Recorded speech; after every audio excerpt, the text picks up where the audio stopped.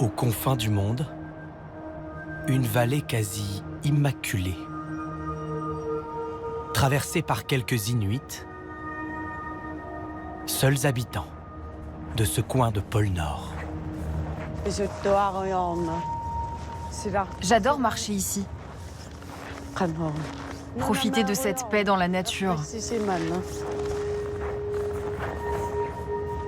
L'air frais, la vue, je m'en lasse jamais. Beaucoup viennent ici pour pêcher, mais comme vous pouvez le voir, c'est glacé en hiver. Parfois, on voit passer des phoques là-bas.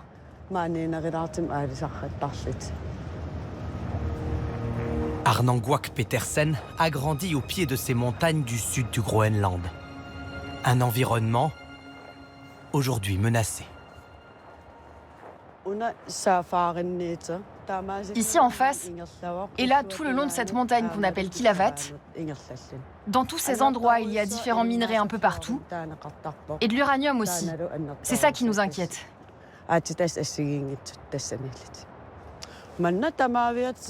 Toute cette montagne va être creusée. Celle-ci pareil. Puis ils déchargeront leurs déchets ici. Ils ne doivent pas faire ça. Si ça arrive, je devrais quitter Narsaq. Je ne sais pas où j'irai. Je ne connais pas de meilleur endroit.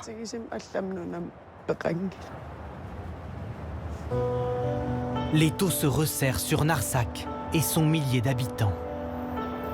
Déjà sous la pression de l'industrie minière, la région est depuis janvier 2025 dans le viseur d'un businessman plus puissant encore. À l'époque, un avion estampillé Trump atterrit sur le tarmac de Nuuk, la capitale groenlandaise. À bord, le fils de Donald Trump, officiellement en vacances. Je ne suis qu'un touriste américain venu visiter cet endroit incroyable. Le même jour à Washington, Donald Trump lui-même affiche ses intentions. On a besoin du Groenland pour notre sécurité nationale, et ça fait longtemps que je le dis. Dans le viseur de Donald Trump, le sous-sol du Groenland, mais aussi ses nouvelles routes maritimes permises par la fonte des glaces. Alors, jusqu'où est prêt à aller le businessman Trump pour mettre la main sur le Groenland, propriété du Danemark?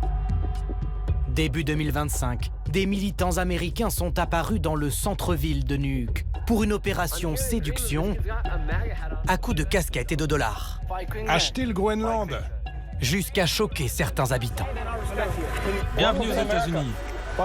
Vous croyez que vous pouvez nous acheter? Je suis pas à vendre, moi. En quelques semaines à peine, les 55 000 habitants du Groenland, majoritairement inuits, se sont retrouvés sous le feu des projecteurs, sommés de choisir leur avenir.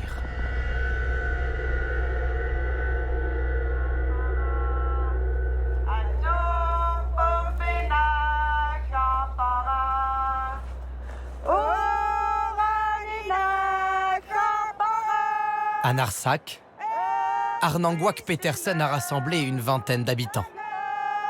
Tous opposés, comme elle, à l'exploitation de leurs montagnes.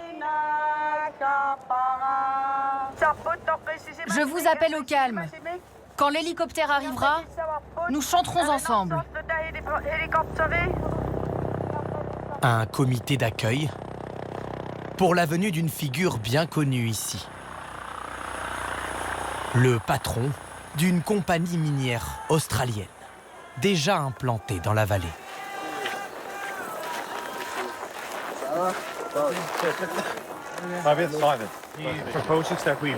Je vous propose qu'on les écoute. Ils vont dire ce qu'ils ont à dire en groenlandais, et un des leurs va vous traduire.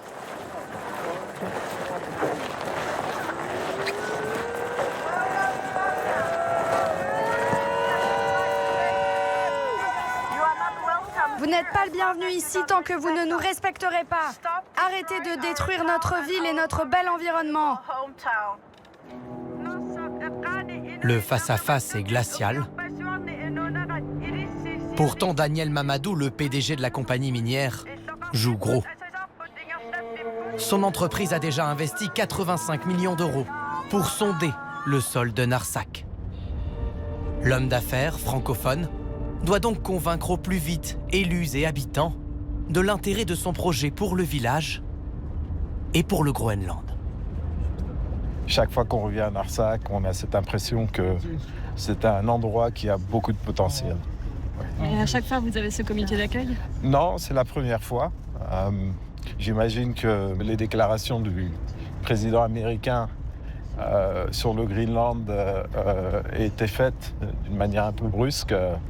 J'imagine que ça augmente les tensions. Daniel Mamadou nous emmène dans ses installations sur les hauteurs du village. Alors, ici, c'est notre hangar principal. On aide les riverains à emmagasiner leurs bateaux pendant l'hiver. Allons par ici, oui. Alors venez, suivez-moi. Au fond de ce hangar, des dizaines de caissons contiennent les précieux échantillons extraits de la montagne voisine. Vous voyez, par exemple, par ici, vous êtes à 16 mètres de la surface, d'accord? Et donc ici, ce qu'on a, c'est du granit. Donc on n'observe pas de terre rare, hein. Mais par contre, si vous allez à une profondeur un peu plus importante, vous voyez qu'il y a une composition différente sur le témoin. Néodymium, terbium, xyprolium. Les noms de ces fameuses terres rares, si convoitées. Ces éléments sont très importants pour la fabrication de systèmes de guiage de missiles ou la fabrication de moteurs électriques pour des turbines à vent ou même dans le futur pour des avions électriques et bien sûr les moteurs électriques pour les voitures. Et ici, d'après vos recherches, il y en a beaucoup? Alors à l'échelle du monde, ça serait un des 3 ou 4 plus gros gisements du monde en termes de terres rares. À une époque, on en a vraiment besoin. Absolument, c'est critique pour la transition énergétique et sans cela, on va devoir continuer à acheter nos terres rares aux entreprises chinoises. Aujourd'hui, 95% des terres rares dans le monde sont commercialisées par des entreprises chinoises. Cette ligne jaune démarque l'ère de notre licence d'exploration, d'accord? Daniel Mamadou estime que son projet permettrait de casser ce monopole chinois. On a foré sur environ 1/10 de la licence. Ça veut dire quoi, ça veut dire? Alors ça veut dire que le potentiel est énorme et ça veut dire que cette mine représente un actif qui pourrait durer des siècles. Est-ce qu'il y a un risque de contamination? Est-ce qu'il y a un risque pour le village? Alors, il n'y a aucun risque pour le village. Nous avons créé un processus qui isole les matières qui pourraient être potentiellement contaminantes. Ça a été fait. Pour vous, il n'y a pas de danger? Il n'y a pas de danger. Le ton est rassurant, mais ne convainc pas forcément les habitants. Une chose est sûre, en tout cas, le Groenland est assis sur un tas d'or. Et si Narsaq se méfie des investisseurs étrangers, ailleurs au Groenland, d'autres se verraient bien dealer avec Donald Trump. Pour les rencontrer, direction la capitale. Au Groenland, il y a très peu de routes, les gens se déplacent beaucoup en bateau. Et en hiver, lorsque le fjord est gelé, eh bien, un seul moyen de quitter le village, c'est l'hélicoptère. Dans l'immense territoire glacé, les promesses de Donald Trump ont réveillé les rêves d'un Groenland émancipé du Danemark. Aujourd'hui, un tiers du budget de l'île dépend des subventions de Copenhague. L'économie reste limitée. La pêche représente l'essentiel des exportations du pays. Alors, certains en sont convaincus. Le Groenland n'aurait rien à perdre à se tourner vers les États-Unis de Donald Trump.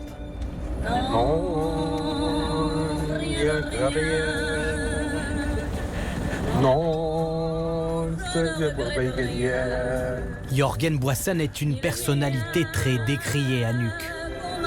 C'est lui qui a organisé l'accueil de Trump Jr. le 7 janvier 2025.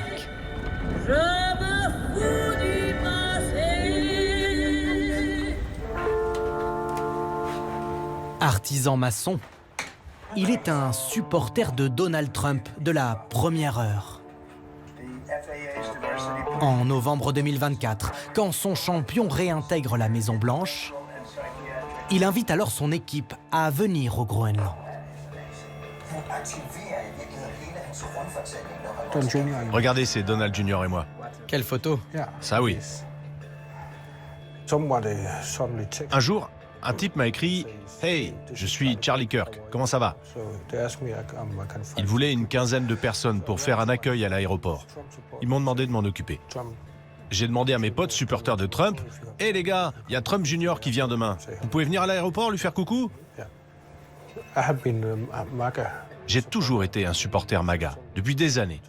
Et d'un coup comme ça, de faire partie de l'équipe, c'était quelque chose d'important pour moi. Qu'il me fasse confiance. Jørgen Boisson assure agir dans l'intérêt de son pays. Selon lui, seul Donald Trump permettra au Groenland d'accéder à l'indépendance. Regardez, c'est amusant. Le gouvernement danois aujourd'hui, c'est « De quoi vous avez besoin? On peut vous financer ça ou ça ?» Alors qu'avant Trump, il n'y avait rien du tout. Rien n'était possible. Qu'est-ce que ça veut dire? Ça veut dire qu'ils ont peur de perdre le Groenland. Parce qu'ils en tirent de gros bénéfices. Et une part du mérite vous revient en plus. Ouais, ça oui.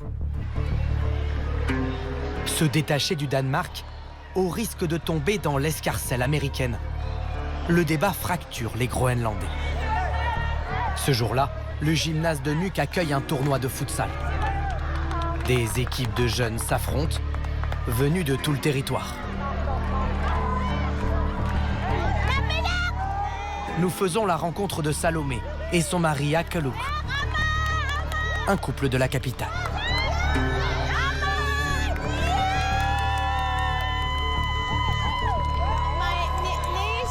Là, je soutiens mon neveu. Mais après cette partie, on est pour notre fils, qui est de l'autre équipe. Du coup, on changera de maillot. Et pour le Groenland, quelle couleur ont-ils choisi? Celle du Danemark ou des États-Unis? Pour en parler, ils nous invitent à les suivre chez eux. Un appartement dans une barre d'immeubles du centre-ville. Coucou! Coucou maman! On a acheté des chips qui piquent. Lui est charpentier, elle cumule plusieurs emplois, dont celui de psychologue. Il représente la classe moyenne groenlandaise qui vit à la Scandinave, mais revendique la culture inuite. À table notamment. Ça, c'est du caplan séché. Du flétan séché aussi. Ça, c'est du caribou séché. Et ça, c'est de la peau de baleine. Comme tout le monde ici, la famille a entendu parler des sociétés minières ou de Donald Trump, qui leur promettent un meilleur niveau de vie. Mais eux tiennent surtout à conserver leur identité. Ils nous disent des choses comme « Vous allez être riche »,« Laissez-moi acheter votre pays et vous n'aurez plus de problème ». Moi, je ne pense pas. Vous n'y croyez pas? Non, je n'y crois pas. Mais les jeunes, eux, ils en parlent, hein? Ouais, je pense qu'il y en a qui le trouvent cool. Ils veulent des McDo, quoi. Ils pensent qu'à ça. D'ailleurs, beaucoup de jeunes ne veulent plus apprendre le danois, mais uniquement l'anglais. On est obligé d'apprendre le danois si on veut décrocher un job ou faire des études. Et vous en pensez quoi? C'est nul. Vous aimez pas trop le Danemark? Moi, par exemple, je suis charpentier. Et je peux vous dire que la plupart de nos chefs viennent du Danemark. Je vois bien que même quand on fait le même travail, qu'on est au même niveau, on est payé moins que les Danois. En quelques années, le sentiment anti-danois a gagné les Groenlandais. Parmi les raisons, la révélation d'un système de stérilisation forcée des femmes inuites dans les années 60. Tiraillé entre la domination danoise et l'appétit américain, Jørgen Boisen, lui, a choisi son camp. Le maçon de Nuuk est devenu l'interlocuteur numéro 1 des Américains. Ce jour-là, il a rendez-vous avec l'un d'eux, un Texan, qui voit les choses en grand. Ce qu'il vous faudra ici, c'est un hôtel pour les gens qui visitent ce coin de la ville. Vous n'êtes pas un touriste, vous? Non, on est là pour bosser. Je dirige une organisation mémorielle. Et puis vous savez, je suis aussi un type qui vient investir. Il y a plein de trucs intéressants à faire ici. Tom Dance, un simple investisseur. Pourtant, sur son compte Twitter, cet ancien membre de l'administration américaine se présente comme l'homme de confiance de Donald Trump au Groenland. Qu'est-ce que vous faites là? Vous êtes envoyé par Trump? Non, je suis vraiment là pour raconter la vie de mon grand-père, vous savez, et de ses compagnons. C'est lui, regardez, Emmanuel Dance. Il était là à l'origine pour aider à la construction de la base américaine de Narsarsuaq pendant la guerre. Il a participé à la défense du Groenland. D'ailleurs, on n'a jamais vraiment quitté le sol groenlandais. Et je peux vous dire qu'il y a des milliers d'Américains enterrés ici, aux 4 coins du Groenland. Ça veut dire quoi? Que ce serait bien que le Groenland devienne américain? Oui, je crois que ce serait super. Mais ils ne perdront pas leur identité de Groenlandais pour autant. Regardez, moi je suis du Texas, et oui, nous faisons partie des USA, mais on n'a jamais arrêté d'être Texans. L'argumentaire est rodé. Alors, Tom Dance a-t-il été envoyé ici pour convaincre les Groenlandais, voire soutenir certains partis favorables à Washington? Au Parlement groenlandais, la question est prise très au sérieux. Nous avons rendez-vous avec Pipaluk Linge, députée indépendantiste. C'est elle qui a la première alerté ses collègues sur les risques d'ingérence américaine, une menace qu'elle jugeait sérieuse dès les premières déclarations de Donald Trump. La première fois que Trump a voulu acheter le Groenland, tout le monde s'est marré. C'est une blague. On n'achète pas un pays. Mais cette fois, il a dit qu'il voulait prendre le contrôle. On s'est dit, OK, waouh, c'est effrayant, c'est sérieux. On ne dit pas ça à un autre pays, surtout un allié. S'ils disent ça de nous, on doit s'inquiéter. Or, on est vulnérable, et c'est pourquoi nous devons nous assurer que personne ici, qui prétend servir le Groenland, ne soit en réalité payé par une puissance étrangère. On doit être fort, on doit montrer qu'on fait front ensemble et qu'on veut l'indépendance. Nous ne sommes ni Américains, ni Danois, nous sommes des Groenlandais, et on veut le rester. Une loi interdisant les financements étrangers de partis politiques a depuis été adoptée. En mars 2025, une coalition plutôt hostile aux appétits de Donald Trump a remporté les élections locales. Pas de quoi empêcher le rapprochement avec les États-Unis de se faire d'une autre manière. Désormais, Nuuk est accessible par vol direct depuis New York. Un trait d'union qui suscite de l'espoir et quelques craintes. Dans le port de Nuuk chaque soir, plusieurs bateaux prennent la mer à la nuit tombée. À bord de celui-ci, une dizaine de touristes conduits par Paku Tangwak Larsen, une guide arctique de 29 ans. Là, nous arrivons dans un petit fjord. C'est un endroit parfait pour observer les aurores boréales, car nous sommes entourés de magnifiques montagnes. Parmi les passagers, j'espère qu'on va en voir ce soir. Ce couple, venu de Boston, aux États-Unis. Il y a quelque chose de spécial à venir ici. voir les aurores boréales, tout ça. J'aurais pu faire une croisière dans les Caraïbes si j'avais voulu.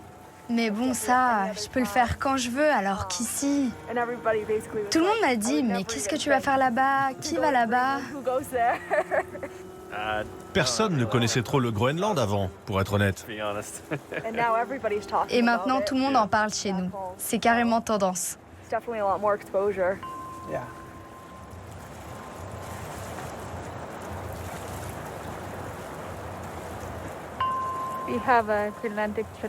Il y a une légende au Groenland qui dit que quand vous sifflez, les aurores apparaissent.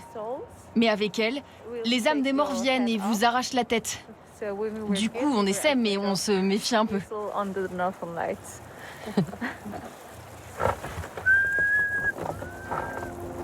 Chaque été, les vols directs depuis New York achemineront de plus en plus d'Américains. Pakutangwak se réjouit de leur raconter l'histoire de son peuple. Moi, j'ai vraiment hâte de ce qui va arriver cet été. C'est sûr que ce sera bon pour notre économie, mais je suis curieuse de voir à quel point ça va être massif. Par rapport aux étés précédents, j'espère juste que les touristes respecteront la nature et notre culture.